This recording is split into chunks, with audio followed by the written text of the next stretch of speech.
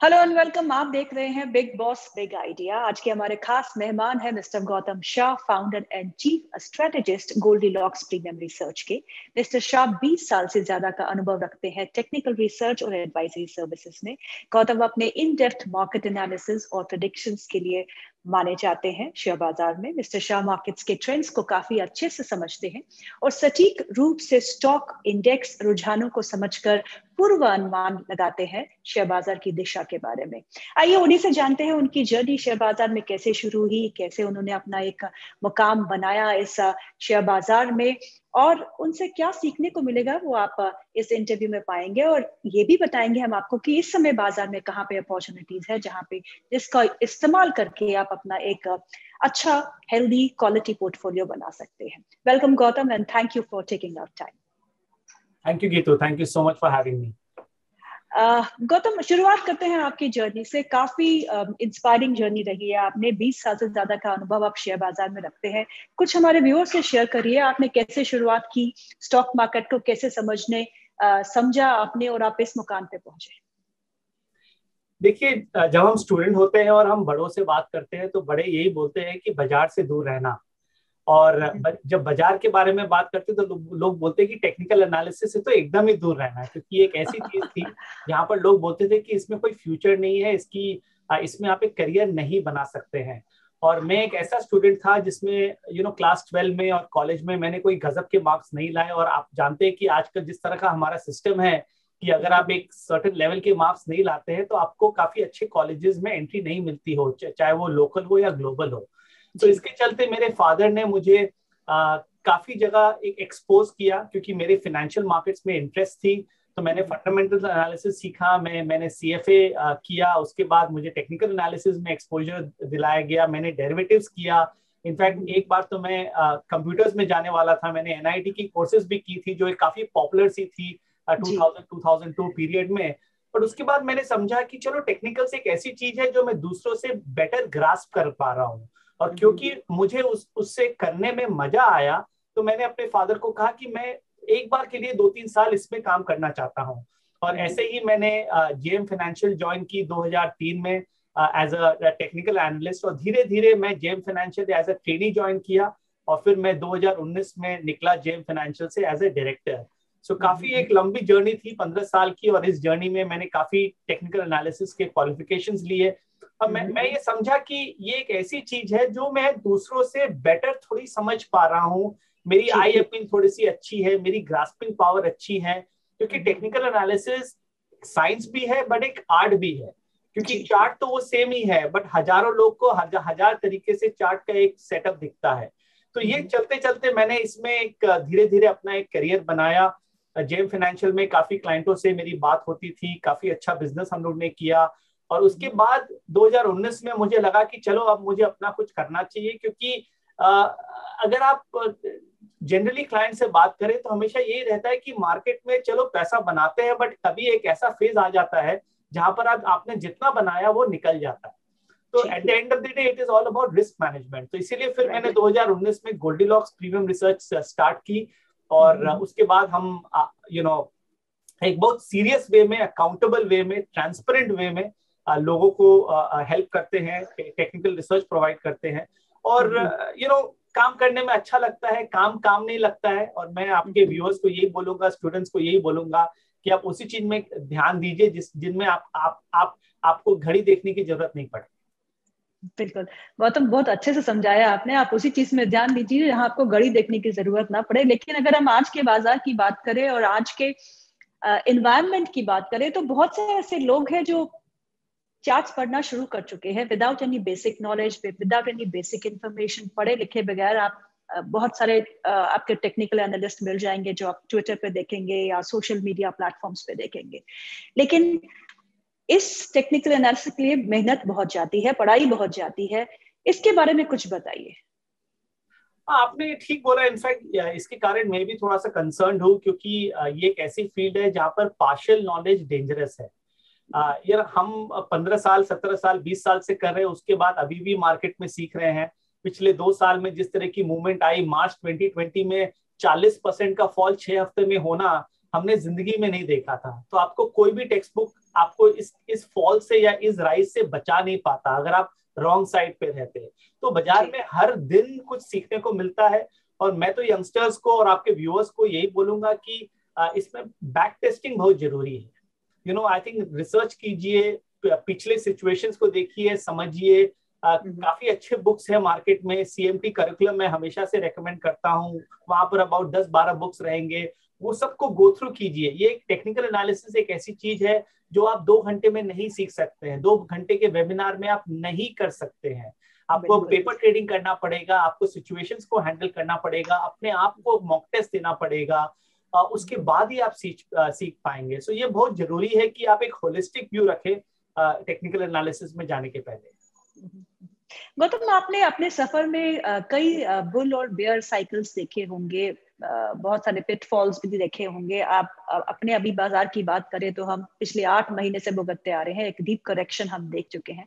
तो इस बार की करेक्शन कैसे डिफरेंट है from the fall that we saw in 2008, 2015, 14? तो इस बार डिफरेंट क्या है? क्या जो रिटेल पार्टिसिपेशन है उसके चलते हुए कुछ सपोर्ट हमारे बाजार को अच्छा खासा मिला? देखिए, मेरे हिसाब से बाजार का पूरा एक जो टेक्सचर है वो पूरा चेंज हो चुका है। और इसी के कारण जो हम ट्रेडिशनल थॉट प्रोसेस के साथ मार्केट में काम करते थे, जो हमें 90s में और अर्ली 2000s में बताया जाता था, वो मेरे हिसाब से अब रेलेवेंट नहीं रहा। क्योंकि जो डोमेस्टिक इन्वेस्टर है वो काफी इंपॉर्टेंट हो गया है। जब मैंने इंडस्ट्री चालू में मैं आया था तो लोग यही बोलते थे कि FI क्या कर रहा है, वो स्मार्ट मनी था। वो अगर तेजी में है तो मार्केट तेजी रहेगा, वो मंदी में है तो बाजार नीचे जाएगा। बट हमने ये पिछले 2 सालों में देखा है कि FI की कंटिन्यूअस सेलिंग थी, उसके बाद भी बाजार ने इतनी अच्छी मूव 150% की मूव दी 18 महीनों में। सो ये एक बहुत बड़ी चेंज है। डोमेस्टिक इन्वेस्टर का आना और मार्केट को स्टेबिलिटी देना, लिक्विडिटी देना, ये बहुत बड़ी फैक्टर है। उसके कारण पूरी डायनामिक्स चेंज हो चुकी है। और सेकेंड फैक्टर जो है वो है ईज ऑफ इंफॉर्मेशन। जब मैं आया था और लेट 90s में और अर्ली 2000s में इंफॉर्मेशन इतनी आसानी से नहीं मिलती थी। हम लोग बैलेंस शीट्स या स्टेटमेंट्स पढ़ते थे। टेक्निकल एनालिसिस के भी 1-2 सॉफ्टवेयर थे उस समय। ट्रेडिंग व्यू जैसा सॉफ्टवेयर नहीं होता था जो हर कोई यूज करता है। सो जो ईज ऑफ इंफॉर्मेशन है वो मार्केट में सब कुछ फास्ट कर चुकी है। तो अब ये जो पिछले 2 साल में हमने देखा, जिस तरह से मार्केट गिरा और जिस तरह से मार्केट बढ़ा, सब कुछ नया हो रहा है। तो इसीलिए आपको इवॉल्व करना पड़ेगा। आप वो टेक्स्ट बुक जो 1970s में लिखी थी उसको आप खोल के ये नहीं बोल सकते कि उस पेज में ये लिखा था तो अब ये ऐसा होगा। वो जमाना गया। सो सब कुछ नया हो रहा है। आपको इवॉल्व करना पड़ेगा, आपको अडेप्ट करना पड़ेगा, पर आपको देखना पड़ेगा कि मार्केट के दिमाग में क्या है। तो वो हम टेक्निकल्स के वेरियस टूल से समझते हैं। काफी लोग टेक्निकल्स के एक सिंगल स्टडी या एक सिंगल टूल के बेसिस पे अपना एक व्यू बना लेते हैं। बट मैं ये कहूंगा आपके व्यूअर्स को, और मैं खुद ये प्रैक्टिस करता हूँ पिछले 20 साल से, कि जब तक 6, 8, 10 स्टडी एक साथ कोई एक व्यू नहीं बताए तब तक उसको आप एक अपना ओपिनियन मत बनाइए। So I think that is very important कि अब थोड़ा सा हार्डवर्क ज्यादा करना पड़ेगा, क्योंकि सब कुछ फास्ट हो रही है। सोचने का टाइम मार्केट आपको देता नहीं है। मार्केट 6 से 12 महीना के आगे डिस्काउंट करना चालू कर दिया। जो आप अभी सोच रहे हैं मार्केट वो 12 महीना देख चुका है। So that's the very interesting part of this journey of the last 2 years. जैसे आपने कहा कि 12 महीने पहले का ही स्टॉक मार्केट पहले डिस्काउंट कर देता है, तो आपको अभी जो लेवल्स हमको निफ्टी पे देखने को मिल रहे हैं 16,500, 16,600, क्या आपको लगता है कि worst is all discounted in the price? देखिए, it's a very dynamic world. आजकल कुछ भी कभी भी हो सकता है, तो उसके चलते आप ज्यादा लॉन्ग टर्म नहीं सोच सकते हैं। So I am personally not in the frame of mind to feel that अगले 3 साल से या 5 साल या इनफैक्ट इवन 1 साल मार्केट ठीक रहेगा, क्योंकि आजकल कुछ भी कहीं से भी ये जो जियोपॉलिटिकल फैक्टर्स है, फिर जो कोविड का फैक्टर है, पिछले 1-2 दिन में हम मंकी बॉक्स के बारे में सुन रहे हैं, तो कभी भी कुछ भी कहीं से आ सकता है। तो इसके कारण आपको रिस्क मैनेजमेंट हमेशा ध्यान में रखना है। बट आई थिंक जिस तरह की मार्केट की जो स्ट्रेंथ रही है पिछले 2 महीनों में, मुझे लग रहा है कि सारे जो मेजर डिस्काउंटेज है, नेगेटिव्स थे, जैसे हम रिसेशन के बारे में बात किए, इंटरेस्ट रेट्स के बारे में, FI सेलिंग के बारे में, जियोपॉलिटिकल रिस्क के बारे में, मार्केट ने ये सारे फैक्टर्स को डिस्काउंट कर चुकी है। और अब जो मार्केट हो गया है वो बहुत स्टॉक स्पेसिफिक हो गया है, क्योंकि जो ग्लोबल हेडविंड्स है और जो लोकल हेडविंड्स है वो इंडेक्स को बीच बीच में इम्पैक्ट करेगी। सो आपके जो टॉप 50 स्टॉक्स है हो सकता है आपको स्टेलर रिटर्न्स नहीं दे जो पिछले 2 साल में हुआ, बट अगर आप मिड कैप्स और स्मॉल कैप्स की बास्केट को देखें जहां पर ऑन एन एवरेज 60% की डिक्लाइन हमने देखा पिछले 9 महीनों में, वहां पर अपॉर्चुनिटी इमेंस है। सो कहां पर पोजिशन करना है वो बहुत जरूरी है। मुझे लगता है कि निफ्टी धीरे धीरे अगले 12 महीनों में 18,600 तक जरूर चला जाएगा, बट वो परसेंटेज टर्म्स में इतना कुछ बड़ा नहीं है। तो मिड कैप्स और स्मॉल कैप्स में रहिए, काफी सेक्टर्स है जो नए नए आ रहे हैं उसमें कमिट कीजिए। आई थिंक वहां पर अच्छा पैसा बनेगा। जैसे कि आपने कहा कि मिड कैप्स और स्मॉल कैप्स में रही है, तो अगर किसी को 1 लाख रुपए लगाना हो तो what is the percentage of money that should go in mid caps and small caps and large caps? अभी के मार्केट के सिनारियो को अगर आप देखेंगे तो I would recommend 25% in large caps, I will recommend 50% in the mid caps and 25% in small caps. So 75% मैं recommend करूंगा ब्रॉडर मार्केट्स में, क्योंकि मुझे लगता है कि ये जो ब्रॉडर मार्केट की जो अगले 1-1.5 साल की जो रिटर्न है वो काफी अच्छी रहेगी। और अगर आपको लार्ज कैप्स में भी इन्वेस्ट करना है तो आपको वो सेक्टर्स में करना है जो मार्केट को लीड कर रहे हैं, क्योंकि अभी हमने देखा पिछले 2 सालों में कि हर बार जब तेजी आती है या मंदी आती है तो एक नया लीडर इमर्ज करता है। और पिछले हम लोग 6 हफ्तों से हमने देखा कि एफएमसीजी सेक्टर जिसके बारे में कोई बात ही नहीं करता था, आईटीसी और हिंदुस्तान यूनिलीवर जैसे स्टॉक, वो मार्केट को लीड कर रहे हैं। और पिछले 1.5 सालों में हमने देखा कि आईटी और मेटल्स जो लीडर्स थे वो कैसे अब अंडर परफॉर्म कर रहे हैं।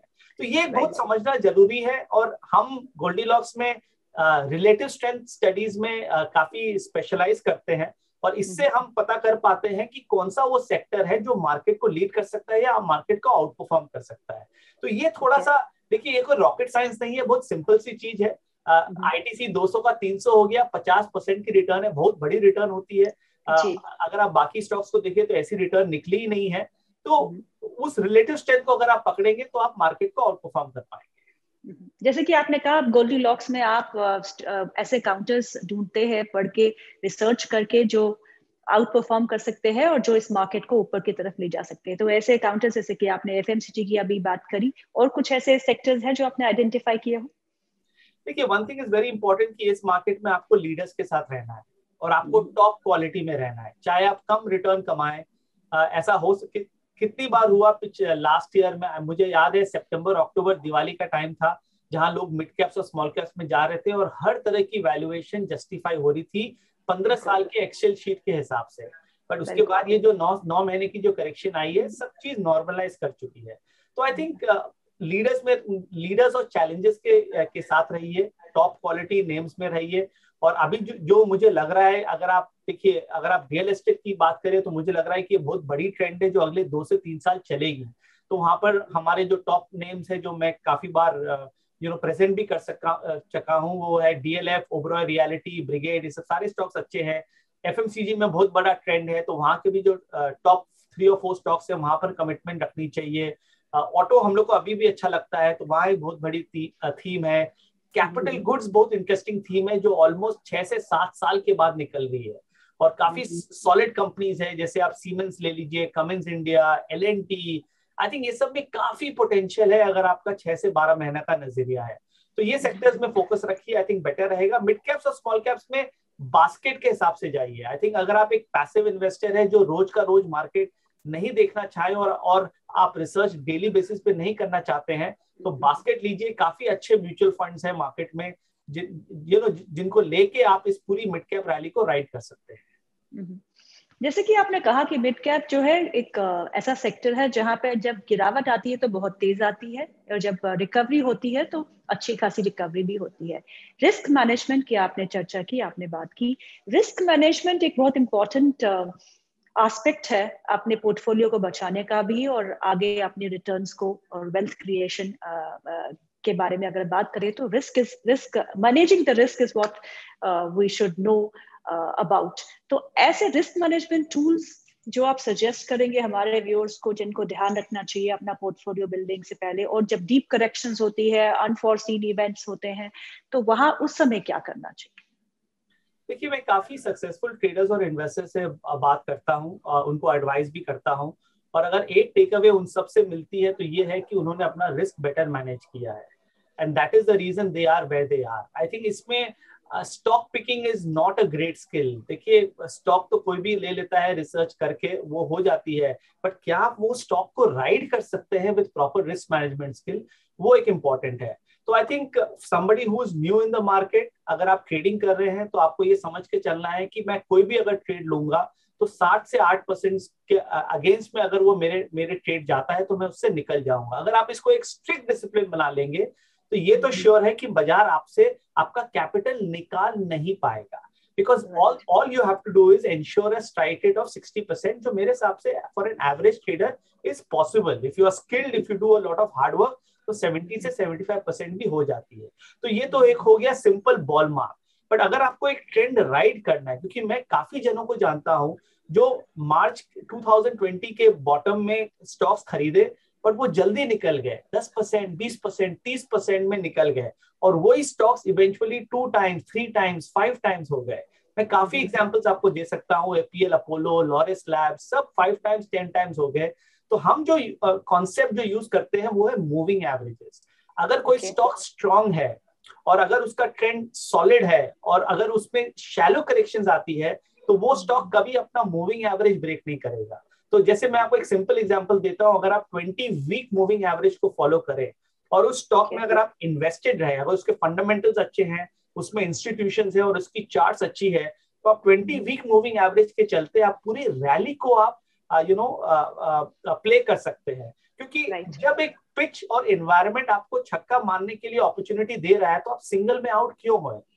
मार्केट एनवायरनमेंट समझना जरूरी है। अभी का एनवायरनमेंट में हो सकता है कि आपको वैसे सिक्सेस मारने की अपॉर्चुनिटी नहीं मिले, बट पिछले 2 साल में वो मिला था और अगले 1-2 साल में वो वापस आएगा। सो पिच को समझिए, एनवायरनमेंट को समझिए, उसके हिसाब से रिस्क मैनेजमेंट रखिए। गौतम, मेटल्स की अगर हम बात करें, पिछले 8 महीने में जितनी धुलाई मेटल्स की हुई है और आईटी सेक्टर की हुई है, उतनी किसी और सेक्टर की नहीं हुई है। सर्कमस्टेंसेस बदल गए हैं, क्योंकि अब रिसेशन की बात कर रहे हैं तो मेटल्स की पिटाई हो रही है, चाइना दिक्कत में है तो मेटल्स की पिटाई हो रही है, क्रूड प्राइसेस ऊपर चले गए, इन्फ्लेशन हो गया, तो government has taken measures to really control exports Indian companies के। तो ऐसे में मेटल्स को देख के, मेटल इंडेक्स को देख के आपको क्या लगता है, क्या ये बॉटमिंग आउट हो रही है धीरे धीरे? क्या जो गिरावट हमने 50 से 60% की इंडिविजुअल स्टॉक्स में देखी है, क्या वो थमती दिख रही है आपको? देखिए, चाहे वो बॉटम हो या नहीं हो, मुझे ये जरूर लगता है कि वो अब पिछले 1 साल जिस तरह से चला था वैसे चल नहीं पाएगा। बिकॉज आई थिंक मेटल्स और आईटी एक ब्रिलियंट एग्जाम्पल है मार्केट डिस्काउंटिंग समझने का। क्योंकि जब मेटल्स में रैली आनी शुरू हुई, हम लोग ने खुद टाटा स्टील और जो जीएसडब्ल्यू स्टील जैसे स्टॉक से काफी रेकमेंड किए थे स्टार्टिंग ऑफ 2021। उस समय फंडामेंटल्स को लोगों को समझ में नहीं आ रहा था, बट उसमें तेजी पहले ही आ चुकी थी। और जब ऑन द ग्राउंड और रिजल्ट्स अच्छे आने लगे, अगर आपको ध्यान होगा पिछले 2 क्वार्टर में टाटा स्टील की गजब रिजल्ट्स आई थी, पर उसके बावजूद स्टॉक चलना बंद हो गया था। तो वो आई थिंक मार्केट डिस्काउंट कर चुका है। और ये सब अगर आप पिछले 20 साल में देखें तो metals are known to be cyclicals. ये अपने फेजेस में रहते हैं, 2 साल अच्छे करते हैं, फिर वापस नीचे खराब चले जाते हैं। तो इसको आप सेक्युलर बुल मार्केट नहीं मान सकते हैं, मेरा ये मानना है। हो सकता है कि एक ट्रेडिंग रैली यहाँ से मिल सकती है, but I think on an overall basis मुझे नहीं लग रहा है कि मेटल्स में अगले 6 से 12 महीने कोई मेजर अपॉर्चुनिटी है। आपको दूसरे सेक्टर्स में फोकस करना है, जैसे मैंने कहा कैपिटल गुड्स, एफएमसीजी और ऑटो। और इनमें वही हुआ जो 2021 में मेटल्स और आईटी के साथ हुआ, क्योंकि फंडामेंटल्स तो ऐसा कुछ डेवलप नहीं हुआ था। और उसके बाद भी आप देखिए ऑटो में इतनी बड़ी तेजी, एमएनएम कहाँ पर है आज, मारुति कहाँ पर है आज। तो ये बता रहा है कि ऑन द ग्राउंड कुछ ऐसी चीज हो रही है जो इवेंचुअली नंबर्स में दिखेगी अगले 2 से 3 क्वार्टर में। और जब वो एक्चुअली मार्केट में आती है तब प्रॉफिट बुकिंग इसमें कीजिए। इस बार साइकिल काफी शॉर्ट होगी। जैसे मेटल्स में को याद है 2020 से हम बात कर रहे थे कि कमोडिटी सुपर साइकिल की, everybody was talking about commodity super cycle. 3-4 साल तो कहीं नहीं गए मेटल्स के, लेकिन 2 साल में इट हैज फिजल्ड आउट। तो ये साइकिल जो है ये छोटे हो रहे हैं, तो इसके चलते हुए आपको लगता है कि रोटेशन जो है वो बहुत फास्ट हो रही है, सेक्टर रोटेशन, और उसको ध्यान में रखते हुए ही हमें निवेश करना चाहिए? एब्सोल्युटली, साइकिल्स एकदम छोटी हो चुकी है और साइकिल्स एकदम फास्ट हो चुकी है। क्योंकि अगर आप प्रीवियस बुल मार्केट्स और बेयर मार्केट्स को देखें, जो पहले 3 साल में होता था वो आजकल 6 महीना में होता है, चाहे वो बेयर मार्केट हो या बुल मार्केट हो। This is the new normal. And this is only because of ease of information, क्योंकि इंफॉर्मेशन इतनी इजीली अवेलेबल हो चुकी है कि वो डिस्काउंट बहुत जल्दी से हो जाता है। तो ये तो एक ऐसा चीज है। आप हिस्ट्री में जाके ये नहीं देख सकते हैं कि सुपर साइकिल 1970s और 80s में ऐसे होता था तो इसीलिए इस बार ऐसे होगा। आई थिंक वो जमाना चला गया है। और इतने सारे जो एक्सटर्नल फैक्टर्स आ चुके हैं, जिस तरह की वॉलेटिलिटी हम करेंसी में देख रहे हैं, जिस तरह की वॉलेटिलिटी क्रूड प्राइसेस में देख रहे हैं, आई थिंक ये आपको एक सेक्युलर ट्रेंड में रहने नहीं देगा। तो इसीलिए आप उन सेक्टर्स में रहिए जहां पर एक्सटर्नल फैक्टर्स ज्यादा इम्पैक्ट नहीं करें। हम ये भी बात करते हैं कभी कभी कि जो हमारे इंडियन मार्केट्स है वो डीकपल हो चुके हैं यूएस मार्केट से, लेकिन अभी भी हम देखें जब यूएस ऊपर बंद होता है तो हमारे यहाँ भी मोमेंटम अच्छा होता है। तो आपको यूएस मार्केट्स कैसे दिख रहे हैं? आप डाउ जोन्स के चार्ट्स, नैस्डैक के चार्ट्स, S&P 500 के चार्ट्स अगर ट्रैक करते हो, वहां से क्या इंडिकेशन मिल रही है? क्या वहां बॉटमिंग आउट हो चुकी है? देखिए, आपने अच्छा क्वेश्चन पूछा, क्योंकि 20 साल पहले हम जब दोस्तों के बीच में बात करते थे तो हम यही सोचते थे कि चलो कभी ना कभी तो इंडियन मार्केट्स डीकपल हो जाएगा इंडिया को, ये कब तक ऐसा चलेगा। बट 20 साल निकल गए और अभी भी अगर आप देखें और अगर आप S&P 500 का चार्ट निफ्टी के ऊपर डालें तो आप देखेंगे कि एकदम साथ साथ चलते हैं, साथ में टॉप आउट होते हैं, साथ में बॉटम आउट होते हैं। और इंडिया एक ऐसा मार्केट है दुनिया का जो S&P के साथ साथ एकदम चला पिछले 18 महीनों में। बाकी के अगर आप मार्केट्स देखें, आप चाइना को कंपेयर कर लीजिए, सिंगापुर देख लीजिए, हांगकांग, ताइवान देख लीजिए, कोई S&P के 500 के साथ साथ चल नहीं पाया था। So India and US is very strongly linked और मेरे हिसाब से ये लिंकेज चलेगी। हो सकता है डे टू डे बेसिस में इतनी सेंसिटिविटी नहीं हो, but on an overall basis अगर वहां का ट्रेंड अगर अच्छा है तो इंडिया जनरली आउट परफॉर्म करता है। और अब अभी जब हम यूएस मार्केट की ट्रेंड देखते हैं, वहां पर भी जिस तरह की वीकनेस आई है, जो टॉप स्टॉक्स में नेटफ्लिक्स जैसा स्टॉक जो हमें लगा कि चलो ये तो अगले 10 साल का चीज है, जूम इतनी गजब कंपनी, हमें लगा कि चलो ये तो अगले 20 साल का थीम है, उसको एक साल में 50-70% की हमने फॉल देखा। तो लॉजिक और कॉमन सेंस इस मार्केट में तो एकदम ही काम नहीं करना, ये हमने देखा है। और वहां पर भी जितनी बड़ी फॉल आई है टॉप स्टॉक्स में, अमेजॉन, गूगल, फेसबुक, नेटफ्लिक्स, वहां पर भी थोड़ा सा ओवरडन है। सो धीरे धीरे यूएस मार्केट यहाँ से चलेगा, अच्छा रहेगा। और अगर यूएस मार्केट स्टेडी रहता है तो इंडिया के लिए वो बेस्ट पोजीशन है।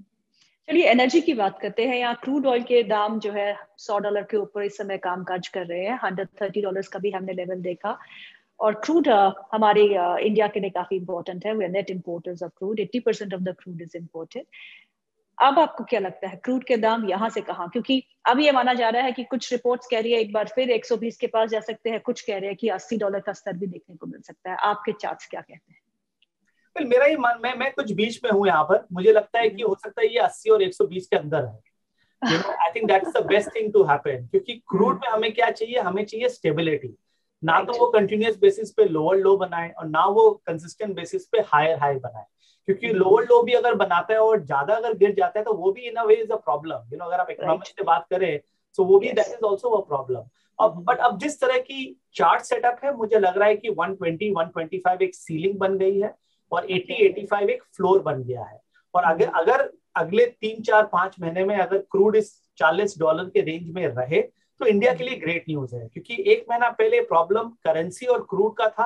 क्रूड तो मेरे हिसाब से प्रॉब्लम रहा नहीं, करेंसी की थोड़ी बहुत अभी भी इश्यू है, क्योंकि 80 के आसपास लग रहा है कि रुपया बॉटम आउट हो सकता है। और अगर वो बॉटम आउट होता है तो जो रुपया और निफ्टी का जो कोरिलेशन है वो भी इनवर्स कोरिलेशन गजब काम कर रहा है। तो वहां पर भी अगर रुपया अगर यहाँ से अप्रिशिएट करता है तो इंडियन मार्केट अच्छा कर सकता है।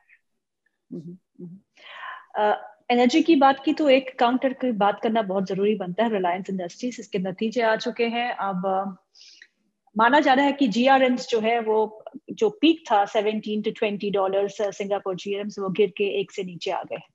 तो ऐसे में तो फंडामेंटली तो न्यूज खराब ही है। लेकिन चार्ट्स रिलायंस के क्या कहते हैं? आपको लगता है कि रिलायंस एक because it's a diversified company अच्छा कर पाएगी in terms of levels, and what are the levels that you're looking for Reliance Industries? देखिए, अगर आपको इंडियन मार्केट्स में इन्वेस्टेड रहना है तो आपको रिलायंस में तो रहना ही पड़ेगा। क्वेश्चन इज क्या प्रोपोर्शन में, क्योंकि Reliance is 10% of the Nifty. तो अगर रिलायंस चल गया और आपके पोर्टफोलियो में रिलायंस नहीं है तो आप अंडर परफॉर्म कर जाएंगे। बट अभी के मार्केट में देख के मुझे लग रहा है कि रिलायंस ने एक बैकसीट ले चुकी है वो स्टॉक, और यहाँ से कोई मेजर आउट परफॉर्मेंस नहीं दिखेगी, क्योंकि जो 23-2400 का जो सपोर्ट है काफी स्ट्रॉन्ग सपोर्ट है, और ऊपर में अगर ये चलता है तो 2800 से 3000 तक मीडियम टर्म में जा सकती है, which is about 15 to 17% upside. But I think अब जो थीम है वो फाइनेंशियल्स में चली गई है। आपने आईसीआईसीआई बैंक के रिजल्ट्स देखे होंगे, कितने गजब रिजल्ट्स है, वो एक सेक्टर लीडर बन चुका है। तो आप आईसीआईसीआई बैंक में ध्यान दीजिए, एचयूएल में ध्यान दीजिए, एलएनटी में ध्यान दीजिए, और भारती में ध्यान दीजिए। मुझे लग रहा है कि ये जो 3-4 स्टॉक्स है ये ज्यादा बेटर आपको आउट परफॉर्मेंस दे सकती है। रिलायंस में इन्वेस्टेड रहिए, बट ओवरबोर्ड मत जाइए। आईटी से दूर रहिए। वेल आईटी देखिए, अगर आपका 3 साल का नजरिया है तो आईटी में रहिए, क्योंकि जिस तरह की फॉल आई है 40 से 50% का फॉल है, despite no real impact on the earnings, मेरे हिसाब से थोड़ा सा ओवरडन है। तो शॉर्ट टर्म में तो आपको आउट परफॉर्मेंस नहीं मिलेगा, बट अगर आपका 2 से 3 साल का व्यू है तो डेफिनेटली इस लेवल्स पे अगर आप इन्फोसिस, टीसीएस, विप्रो जैसे शेयर खरीदते हैं तो पैसा बनेगा, बट शॉर्ट टर्म में वो मार्केट के साथ नहीं चलेगा। गौतम, एक सवाल मैं पूछती हूँ आपसे, कभी आपने कोई ऐसा इन्वेस्टमेंट डिसीजन लिया हुआ जो बाद में रिग्रेट किया हो कि मुझे ऐसा नहीं करना चाहिए था, और एक लर्निंग एक्सपीरियंस आपको मिला हो उससे? देखिए, मैं 2001 और 2003 की बात करूंगा, क्योंकि वो एक ऐसा सिनारियो था जहां पर जो सारे जो टॉप स्टॉक्स थे, चाहे वो हिमाचल फ्यूचरिस्टिक हो या डीएसक्यू सॉफ्टवेयर हो, आजकल तो ये खराब शब्द है, बट मेरे लिए काफी बड़ी एक एक्सपीरियंस थी, क्योंकि वहां पर हम चार्ट्स में देखते थे कि कुछ गड़बड़ है, बट क्योंकि माहौल ऐसा था तो ऐसा लगा कि अरे सबको पार्टिसिपेट करना है, और अगर आप पार्टिसिपेट नहीं कर रहे हैं तो आप एक मिस्टेक कर रहे हैं। तो आज के बाजार में भी हमेशा कई शेयरों में ऐसे माहौल बनेंगे जहां पर मार्केट आपको फोर्स करेगा उस पर एक्ट करने के लिए। और मैं आपको ये अच्छे एग्जांपल्स अक्टूबर 2021 के भी दे सकता हूँ। कितने स्मॉल कैप्स थे जहां पर लगा कि अगले 10 साल वो चलेंगे, उसके बाद वो 70% गिर गए 9 महीनों में।